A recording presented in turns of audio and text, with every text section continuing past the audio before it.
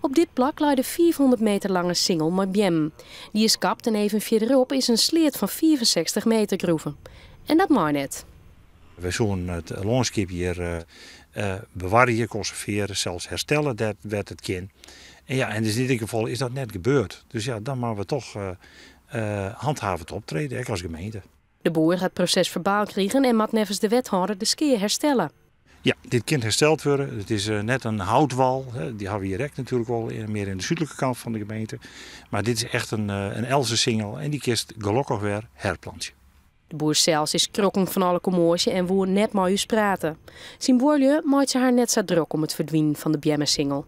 Ja, we hebben ergens wel bjem genoeg, weet je wel. En hier aan de kant, er staat nog wat bjem. Nou, Aasten komt er mij zien. Nou, dan scheur je van bjem niks weer.